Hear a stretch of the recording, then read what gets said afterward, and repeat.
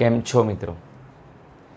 આજે આપણે લાસ્ટ લેક્ચરમાં જે 7મા ચેપ્ટરની શરૂઆત કરી હતી એ જ 7મું ચેપ્ટર ત્રિકોણ, કે જેની અંદર આપણે ત્રિકોણના વિવિધ પ્રકારો જોયા હતા. ત્યાર પછી બે જાદુઈ શબ્દો એકરૂપ અને સમરૂપ એ જોઈ ગયા હતા, અને એ એકરૂપ અને સમરૂપ પરથી એકરૂપતા અને સમરૂપતા શબ્દો આવ્યા હતા, જેની અંદર આપણે બાખુબા, ખુબાખુ, ખુખ્ખુબા, કાકબા અને બાબાબા 5 પૂર્વધારણા એટલે કે 5 શરતો જોઈ ગયા હતા. મિત્રો, આ જે આપણે જોઈ ગયા હતા ને એ બધું મગજમાં હોવું જ જોઈએ. એ વિડીયો જો કદાચ તમે ન જોયો હોય તો આનો પાર્ટ 1નો વિડીયો પહેલાં જુઓ, એને તૈયાર કરો અને ત્યાર પછી જ આ પાર્ટ 2ના વિડીયો પર તમારે આવવાનું છે. ઓકે, સો ચેપ્ટર 7ની અંદર આજે આપણે જોવાનું છે પ્રમેય 7.1 ખુબાખુ પ્રમેય. ઓકે, તો ચાલો સ્ટાર્ટ કરીએ છીએ ખુબાખુ પ્રમેય. ઓકે, પ્રમેય 7.1 ખુબાખુ પ્રમેય. ખુબાખુની પૂર્વધારણા જે તમને ગયા વખતે શીખવાડી હતી એ રીતે તમારે લખવાની આવશે. એટલે કે તમને આ પ્રમેય એવી રીતે પણ પૂછાય કે ખુબાખુ પ્રમેય લખો અને સાબિત કરો. ખૂણો બાજુ ખૂણો પ્રમેય લખો અને સાબિત કરો. લખો એટલે એની શરત તમારે લખવાની. તો આપણે શરત શું કીધી હતી કે આપેલા બે ત્રિકોણોની સંગતતા માટે જો કોઈ એક ત્રિકોણના બે ખૂણા અને અંતર્ગત બાજુ બીજા ત્રિકોણના અનુરૂપ અંગો સાથે એકરૂપ હોય તો તે સંગતતા સમરૂપતા કહેવાય. રાઈટ? એ જ વસ્તુ અહીંયા લખેલી છે કે જો એક ત્રિકોણના બે ખૂણા અને અંતર્ગત બાજુ અનુક્રમે બીજા ત્રિકોણના અનુરૂપ ખૂણા અને અંતર્ગત બાજુને આપણે અહીં અનુરૂપ અંગો લખીએ તો પણ ચાલે, સમાન હોય તો આ બે ત્રિકોણ એકરૂપ છે એવું કહેવાય. તો આ બે ત્રિકોણો એકરૂપ છે એવું કહેવાશે. હવે આપણે બે ત્રિકોણની વાત થઈ છે.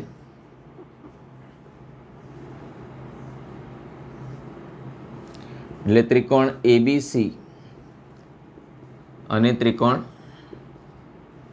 પીક્યુઆર, આ બે ત્રિકોણ આપણે લઈ લઈએ છીએ. બરાબર છે? ઓકે, આ બંને જે ત્રિકોણ લીધા એમાં આપણને એવું કીધું છે ખૂણો, એટલે આ ખૂણાની વાત થઈ, આ બાજુ અને આ ખૂણો. બરાબર? ખુબાખુ શરત પ્રમાણે આપણે આ બંને ત્રિકોણ એકરૂપ છે એવું સાબિત કરવાનું છે. પહેલી આપણે આકૃતિ દોરી કાઢી બેટા.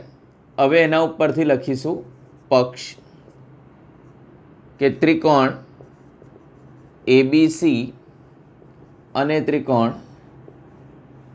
પીક્યુઆરમાં ખૂણો બી બરાબર ખૂણો ક્યુ, ખૂણો સી બરાબર ખૂણો આર તથા બીસી બરાબર ક્યુઆર. ખૂણો બી અને ખૂણો ક્યુ સરખા છે, બીસી રેખાખંડ અને ક્યુઆર રેખાખંડ સરખા છે, ખૂણો સી અને ખૂણો આર સરખા છે. બરાબર છે? સાધ્યમાં જે સાબિત કરવાનું છે તે કે ત્રિકોણ એબીસી એકરૂપ ત્રિકોણ પીક્યુઆર. ત્રિકોણ એબીસી એકરૂપ ત્રિકોણ પીક્યુઆર. બેટા એકરૂપતાની નિશાની છે, એકરૂપતાની નિશાની છે. આ ઇક્વલ ટુ એની ઉપર ખરાની નિશાની. ઠીક છે? ઓકે, તો અહીંયા ગાડી આપણે ખુબાખુ પ્રમેય જે જોવાનો છે એની આકૃતિ આપણે દોરી કાઢી. એના ઉપરથી આપણે પક્ષ લખી કાઢ્યો, સાધ્ય લખી કાઢ્યો. તમે પક્ષ અને સાધ્ય ન લખો અને ચોપડીમાં આપ્યું છે એ પ્રમાણે ડાયરેક્ટ સાબિતી લખો તો સાબિતીની અંદર આ ઉકેલમાં પહેલાં એટલું તમારે લખવાનું, પછી જ સાબિતી સ્ટાર્ટ થાય છે. એટલે તમે ગમે તે રીતે લખો ચાલે. તમે પક્ષ અને સાધ્ય લખીને લખો તો પણ ચાલશે અને સાબિતી લખીને કરશો તો પણ ચાલશે. નવી સિસ્ટમ પ્રમાણે પક્ષ અને સાધ્ય લખવામાં આવતો નથી, પરંતુ આપણે ઘણા બધા બોર્ડના પેપર સેટર અને જે પણ પેપરો નીકળતા હોય તો એ લોકોને પક્ષ અને સાધ્ય જોઈતું હોય છે. બરાબર, એટલા માટે આપણે અહીંયા પક્ષ અને સાધ્ય અલગથી લખીએ છીએ. બાકી ચોપડીમાં ડાયરેક્ટ તમને ઉકેલ જ આપેલો છે અને એનસીઆરટી પ્રમાણે ડાયરેક્ટ સોલ્યુશન જ આવે છે. ઓકે, તો અહીંયા આગળ એની જરૂર નથી, કારણ જરૂર તો છે જ, આટલું લખાણ તો આવશે, તમે એને છૂટું કરીને આપો કે ભેગું લખો, એનો કોઈ જ ઇસ્યુ નથી. ઓકે, તો ચલો આગળ વધીએ. સાબિતી. હવે સાબિતીની અંદર આપણને જ્યારે બે ત્રિકોણ આપ્યા છે તો આપણને ખબર છે કે કોઈ પણ ત્રિકોણ હોય એના ટોટલ 6 અંગો હોય, એના 3 ખૂણાઓ અને એની 3 બાજુઓ. આ 6 અંગોમાંથી આપણી જે શરતો છે એ પ્રમાણે કોઈ પણ એક શરતનું પાલન થતું હોય તો બંને ત્રિકોણની સંગતતા, સમરૂપતા, એકરૂપતા છે એવું આપણે કહી શકતા હતા. બરાબર છે. પરંતુ આપણને એ પણ ખબર છે એની સાથે સાથે કે જ્યારે આપણને બે ત્રિકોણ આપેલા હોય, આ એક અને એક બીજો ત્રિકોણ, તો જ્યારે બે ત્રિકોણ આપેલા હોય તો એ બંને ત્રિકોણમાં દરેક બાજુઓ સરખી ન પણ હોય, ખૂણાઓ સરખા ન પણ હોય, એવું બની શકે છે. પણ અહીં ઓલરેડી આપણને એવું કીધું છે કે બે ખૂણા સરખા છે, ત્રીજાનું ખબર નથી, અને એક બાજુ સરખી છે, બાકીની બાજુઓનું ખબર નથી. તો જે બાજુઓનું આપણને ખબર નથી, એટલે કે AB રેખાખંડ અને PQ રેખાખંડ, આ બંને જે આ બે ત્રિકોણની બાજુઓ છે એ બંને વિશે આપણને કશું જ નોલેજ નથી. તો આપણે અહીંયા ગાડી લખીશું કે AB અને PQ ત્રિકોણની બાજુઓ હોવાથી કોઈ પણ આ માપ અને આ માપ, આ બંને બાજુઓ છે એટલે એનું કોઈક મૂલ્ય હશે. બરાબર, 5 સેન્ટીમીટર, 6 સેન્ટીમીટર, 3 સેન્ટીમીટર, 4 સેન્ટીમીટર. બરાબર બેટા, એનું કંઈક ને કંઈક મૂલ્ય હશે. આનું પણ PQની રીતે કંઈક ને કંઈક મૂલ્ય હશે. તો એમાં 3 શક્યતાઓ રહેલી છે. પહેલું કે AB અને PQ સરખા છે, એટલે કે બંનેના માપ સરખા છે. બરાબર છે, જેમ અહીં કીધું ને BC અને QR સરખા છે, એ રીતે આપણે એવું કહી દઈએ કે આ બે વચ્ચે પહેલી શક્યતા કઈ તો કે AB અને PQ સરખા હશે. બીજી શક્યતા કઈ તો કે AB મોટો હશે અને PQ નાનો હશે. AB મોટો રેખાખંડ હશે, PQ નાનો રેખાખંડ હશે. અને ત્રીજી શક્યતા કે AB નાનો રેખાખંડ હશે અને PQ મોટો રેખાખંડ હશે. સમજો છો? આ ત્રણમાંથી કોઈ ચોથી શક્યતા તો આવવાની નથી. એટલે અહીં લખવાનું કે AB અને PQ ત્રિકોણની બાજુઓ હોવાથી પહેલું AB બરાબર PQ, બીજું AB ગ્રેટર ધેન PQ અને ત્રીજું AB લેસ ધેન PQ. આ ત્રણમાંથી કોઈ એક શક્યતા હોઈ શકે છે. બરાબર, આપણે અહીં લખીએ, ધારો કે પહેલું AB બરાબર PQ. પહેલું શું લીધું આપણે? AB બરાબર PQ. હવે જો AB અને PQ સરખા હોય તો અહીં લખવાનું માટે ત્રિકોણ ABC અને ત્રિકોણ PQRની સંગતતા માટે ત્રિકોણ ABC અને ત્રિકોણ PQR ની સંગતતા માટે આપણી પાસે અહીંયા ગાડી AB બરાબર PQ, જે આપણી ધારણા છે, AB બરાબર PQ. બીજું ખૂણો B બરાબર ખૂણો Q, પક્ષમાં આપેલું હતું. AB બરાબર PQ એ આપણી ધારણા છે, અને ખૂણો B બરાબર ખૂણો Q પક્ષ તથા BC બરાબર QR આ પણ આપ્યું છે પક્ષમાં. બરાબર, ફરી એક વખત AB બરાબર PQ, ખૂણો B બરાબર ખૂણો Q અને BC બરાબર QR. આ બંને પક્ષમાં આપ્યું હતું, આ આપણે ધાર્યું છે. બરાબર છે, ધારણા એક કહી દઈશું આપણે એને. તો આ ત્રણ ઉપરથી શું આવે? બાજુ, ખૂણો, બાજુ. એટલે અહીંયા લખાય કે બાખુબા શરત પ્રમાણે સંગતતા એકરૂપતા છે અને માટે ત્રિકોણ એબીસી એકરૂપ ત્રિકોણ PQR. એટલે જો બંને બાજુઓ સરખી છે કઈ કઈ AB અને PQ તો આ આપણું સાબિત થઈ જાય છે. તમે કહેશો સર ખૂબાખૂ પ્રમેય હતો ને તમે અહીંયા બાખુબા કેમ લખ્યો છે? બેટા ખૂબાખૂ એ શરત આપણે સાબિત કરવાની છે, પણ એને સાબિત કરવા માટે આપણે બાખુબા શરતનો અહીંયા ઉપયોગ કર્યો છે. બરાબર છે? યાદ રાખજો, અહીંયા ભૂલથી ખૂબાખૂ ના લખી નાખતા. અહીંયા AB બાજુ છે, B ખૂણો છે અને BC બાજુ છે. એટલે અહીંયા PQ બાજુ છે, Q ખૂણો છે અને QR બાજુ છે. ક્લિયર? ઓકે. તો બીજું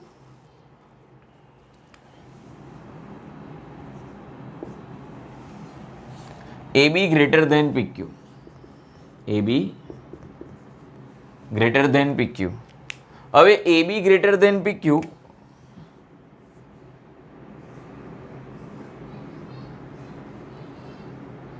એની આકૃતિ કંઈક આવી બનશે કે AB મોટા છે, PQ નાના છે. બરાબર? તો AB મોટા છે, PQ નાના છે, જે આપણે અહીંયા ગાડી આપણી ધારણા છે. હું તમને એવું કહું છું કે તમે અહીંયા ગાડી આ એક રેખાખંડ જુઓ છો, આ બીજો રેખાખંડ જુઓ છો. બરાબર છે? આ મોટો છે, આ નાનો છે, બટ ઓબ્વિયસ જોઈ જ શકાય છે, આપણે ખબર જ પડે છે. હવે આ મોટો છે ને આ નાનો છે, પણ આનું અહીંયા ગાડી પરિકરથી માપ લઉં અને એને અહીંયા મૂકીને ચાપ મારું તો અહીંયા ગાડી કોઈક એવું બિંદુ મળશે કે જે PQ રેખાખંડના માપનું બનતું હશે. ધારો કે એ બિંદુ અહીંયા ગાડી D છે. કયું બિંદુ છે? D છે.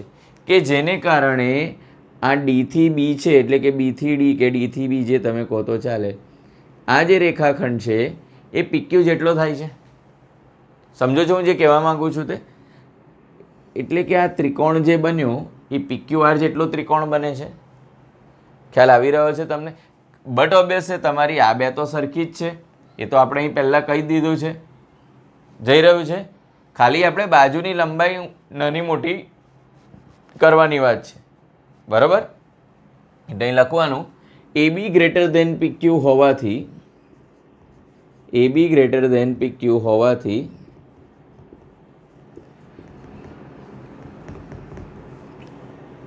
DB બરાબર PQ થાય, DB બરાબર PQ થાય તેવું બિંદુ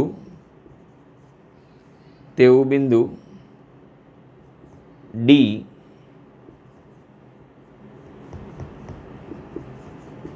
BA કિરણ પર મળે. બરાબર? એવું D બિંદુ BA કિરણ પર મળે માટે ત્રિકોણ DBC અને ત્રિકોણ PQR ની સંગતતા માટે ત્રિકોણ DBC અને PQR ની સંગતતા માટે BD બરાબર PQ. એ તો આપણે હવે જાણી જોઈને લીધેલા છે એટલે તો બરાબર જ છે. ખૂણો B બરાબર ખૂણો Q અને BC બરાબર QR. આ પક્ષમાં આપેલું છે, આ પણ પક્ષમાં આપેલું છે, આ આપણે લીધું. માટે બાખુબા શરત પ્રમાણે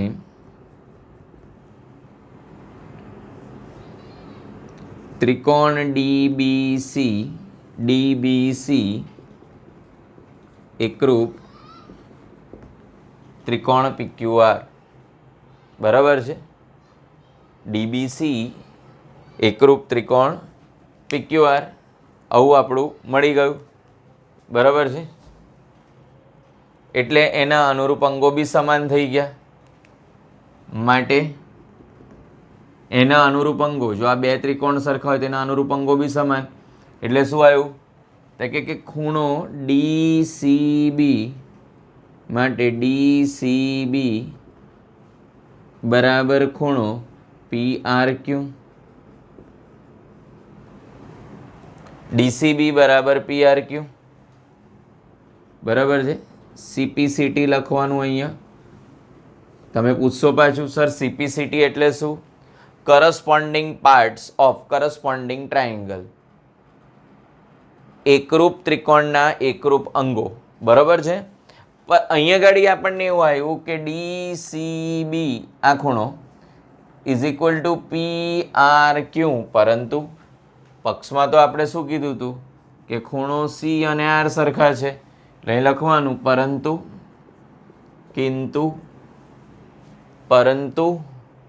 ACB બરાબર PRQ. આવું અમે પક્ષમાં કીધું હતું, પક્ષ ક્યારેય ખોટું ના હોય.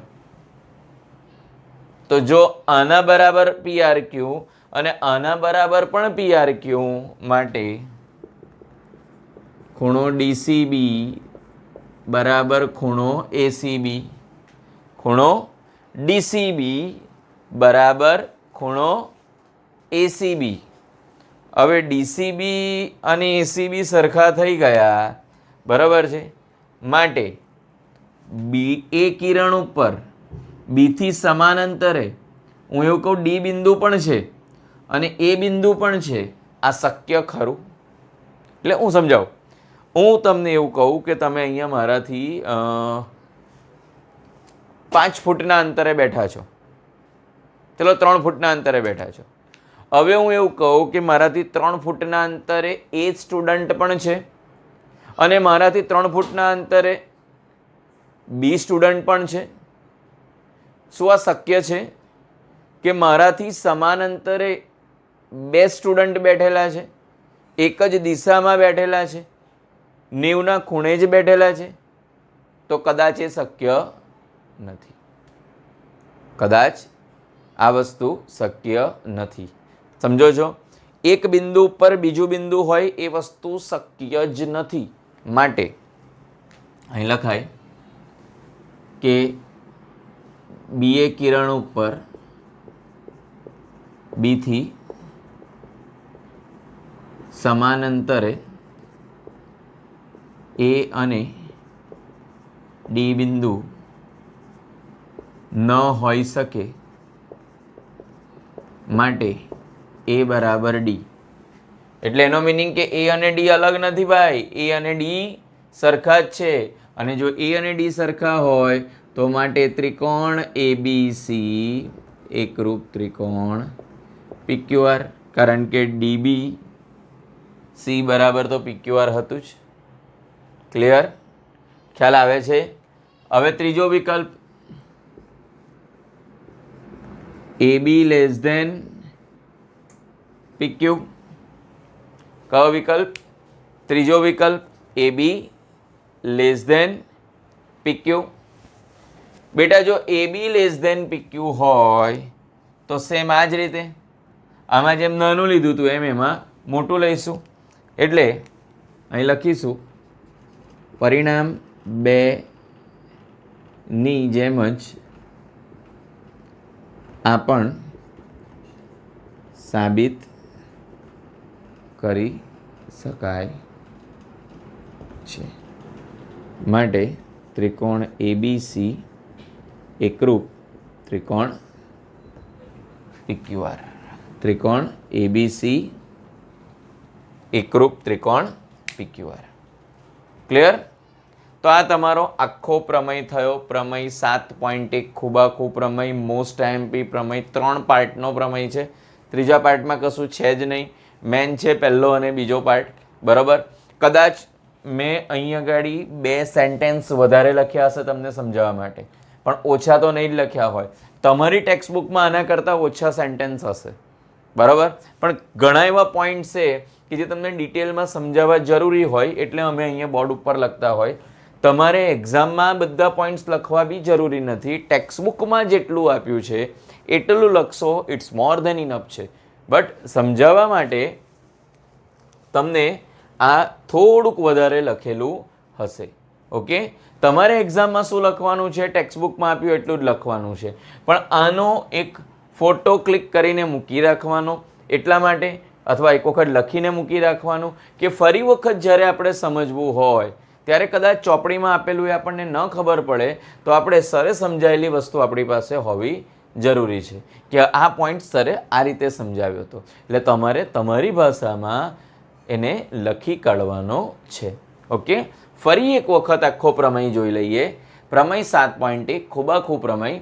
જો એક ત્રિકોણના બે ખૂણા અને અંતર્ગત બાજુ અનુક્રમે બીજા ત્રિકોણના અનુરૂપ ખૂણા અને અંતર્ગત બાજુને સમાન હોય તો આ બે ત્રિકોણ એકરૂપ છે એવું કહેવાય. પક્ષની અંદર આપણને પહેલાં આકૃતિ દોરવાની, આકૃતિમાં જે દેખાય છે તે પક્ષમાં લખવાનું, ત્યાર પછી જે સાધ્યમાં સાબિત કરવાનું હોય તે લખવાનું. બંને અલગ ન લખવા હોય તો ડાયરેક્ટ સાબિતી લખીને એના અંદર તમે લખી શકો છો. ત્યાર પછી સાબિતીની શરૂઆતમાં કે AB અને PQ એ બંને, AB અને PQ એ બંને ત્રિકોણની બાજુઓ હોવાથી, ત્રિકોણની બાજુઓ હોય એટલે એમની વચ્ચે 3 શક્યતા હોય, બંને સરખી હોય, પહેલી મોટી બીજી નાની, બીજી નાની પહેલી મોટી. મેં બેઉ સરખું બોલ્યો, બરાબર? ઓકે, 3 શક્યતાઓ હોય આ રીતે. AB is equal to PQ, AB greater than PQ, AB less than PQ. એની અંદર 1 બાય 1 આપણે ત્રણેય વિકલ્પ લઈશું. પહેલો વિકલ્પ લીધો AB બરાબર PQ, બેઉ સરખા છે તો બાજુ ખૂણો બાજુ પ્રમાણે, બાખુબા પ્રમાણે સંગતતા સમરૂપતા થઈ જાય છે. એવી જ રીતે અહીંયા ગાડી ધારો કે આ મોટું છે ને આ નાનું છે, આની આકૃતિ અલગથી તમારે દોરવી પડશે, બરાબર? તો AB ગ્રેટર દેન PQ હોય તો AB ઉપર PQ જેટલું જ માપવાળું BD તમને મળે, અને આ જે BD મળે એ જે હોય એ PQ જેટલું જ હોય. તો અહીંયા બટ ઓબ્વિયસ એક ત્રિકોણ રચાઈ ગયો, કયો? DBC. તો હવે આ DBCની સંગતતા PQR માટે આપણે લઈએ તો DBCની સંગતતા PQR માટે એટલે આ બે બાજુઓ સરખી, આ બે ખૂણા સરખા, આ બે બાજુઓ સરખી માટે બાખુબા શરત પ્રમાણે સંગતતા સમરૂપતા થાય, અને એના પરથી બંને ત્રિકોણો એકરૂપ થઈ ગયા. હવે આપણે બંને ત્રિકોણો એકરૂપ થાય તો બાકીનું બધું સરખું, એટલે CPCT corresponding parts of corresponding triangle. પણ જો ધારો કે આ ખૂણો ને આ ખૂણો સરખા હોય, આ બાજુ અને આ બાજુ સરખી હોય તો પક્ષ ખોટું કહે છે, અને પક્ષ ક્યારેય ખોટું ના કહે. દેટ મીન્સ કે ACB અને DCB બેઉ સરખા છે, પણ એવું શક્ય નથી કે એક જ રેખા પર સમાન અંતરે આવેલા બે બિંદુઓ અલગ અલગ હોય. માટે A અને D સરખા છે, અને A અને D સરખા છે માટે આપણું પેલું સાબિત થઈ ગયું, અને પરિણામ 3 એ પરિણામ 2 પ્રમાણે જ સાબિત કરી શકાય છે. ક્લિયર? ઓકે, એક ખાસ અગત્યની વસ્તુ કે તમારો પ્રમેય પતી જાય એટલે આવો એક થાંભલો કરવો જરૂરી છે, બ્લેક કલરનો, બરાબર? આ ભૂલતા નહીં. ઠીક છે? ઓકે બાય, સરસ તૈયારી કરી નાખજો આ પ્રમેયની. આપણે હવે આગળ જોઈશું.